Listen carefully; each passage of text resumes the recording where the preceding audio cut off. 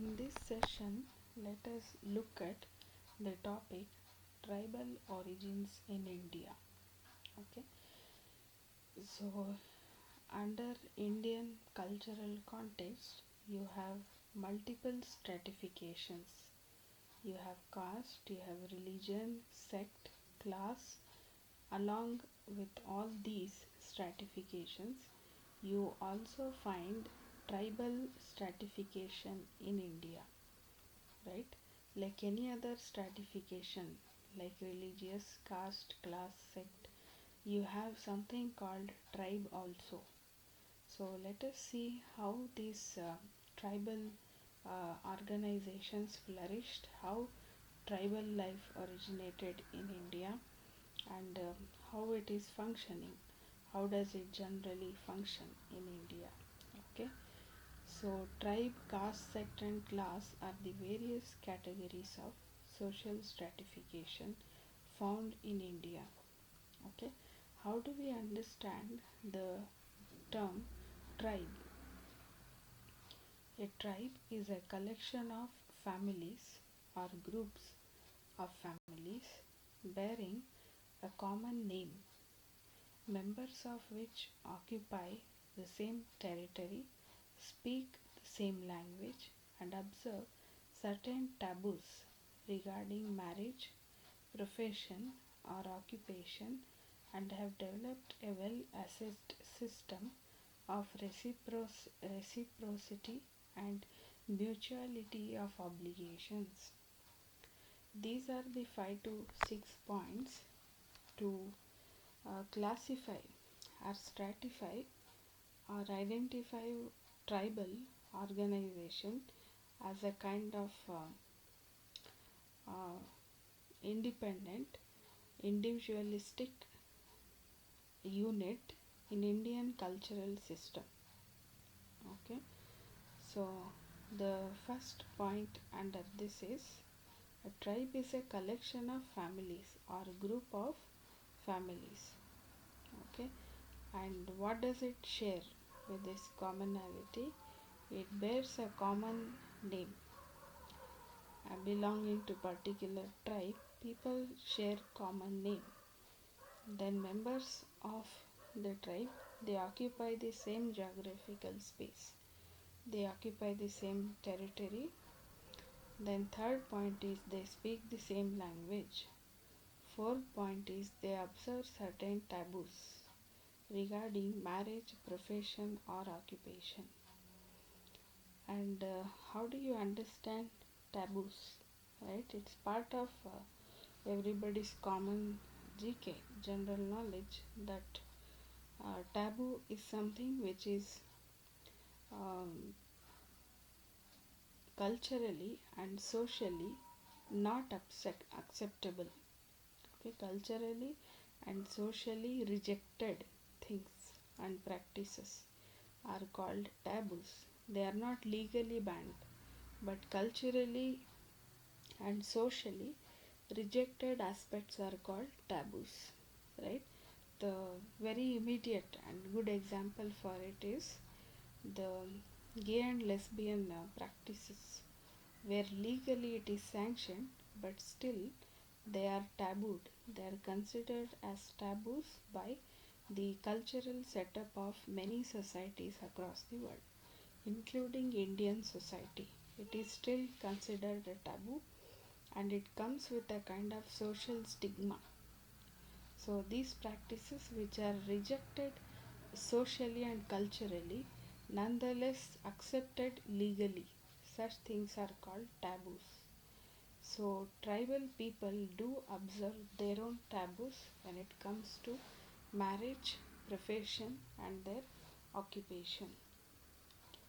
And fifth point, and the last point under uh, the tribal unit, is that they would have developed a well assessed system of reciprocity and mutuality of obligations. So, tribal life is strongly ingrained in the principle of give and take. So, they have mutuality of obligations. So, if they kind of support a person for his growth or development in certain arenas of his choice. Reciprocally or in return, the tribe does expect that person's adherence to their norms, cultures, and social rules and customs, okay, of the tribe. So mutually they respect each other and they follow these customs very rigidly.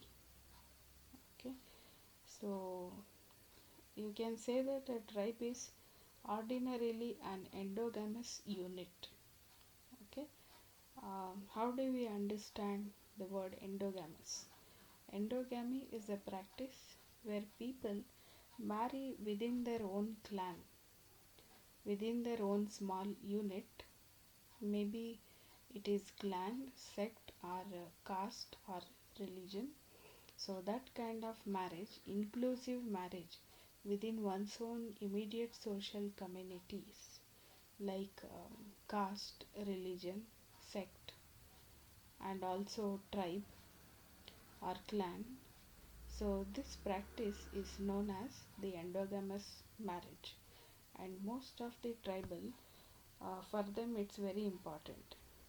They follow endogamous marriage. So, in a way, tribal life itself could be called as endogamous unit. Okay, the members of which confine their marriage within the tribe, and several clans constitute a tribe, each of which claims kinship between the members belonging to it. So within a tribe, they have different clans. So each clan claims that they have mutual healthy kinship relationship. Okay, based either on totemistic division and territorial contiguity or common residence. Okay, so by all this, what can we understand more about tribal culture? Okay, a tribe is a political unit in a sense that the tribal society owns a political organization. They have the tribe consists of a political organization of its own. Okay, then either recognizes hereditary tribal chiefs or the several sections of it are welded into a territorial group ruled over by clan chiefs or hereditary kings. Okay, so this is how they get their political heads. They do have the hereditary system. For example, if the father was the head of a chief of certain clan or tribe, the leadership of being the head of a clan or a tribe is passed on generationally to his or her son. Most of the times, it is the male head which gets transferred on in terms of serving the leadership of a clan or a tribe. It's very rarely that it gets passed on to daughters. It might happen in very rare cases where the tribal chief or the head has the only child who happens to be a daughter. Okay. Otherwise, generally the power is passed on to the next generation's male head. Okay. This is how they find their um, political head. Okay, and there is another way in which they own their political organization, that is they formulate a group, right?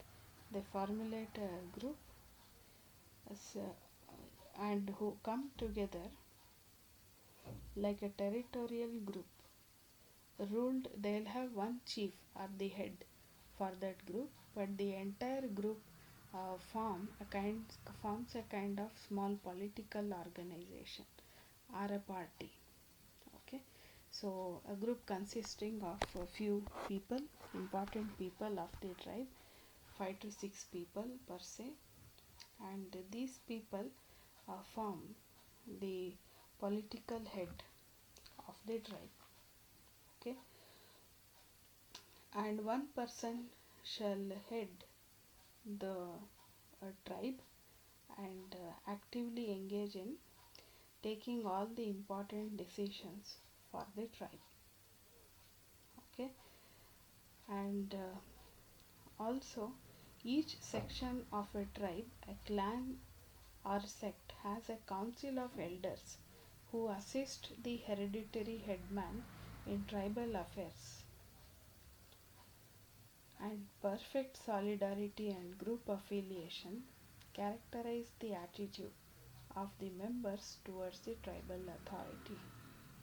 Okay, so this is how the group of elders, who also in turn assist the head of the tribe, who happens to be the passed on hereditary head of some particular clan or a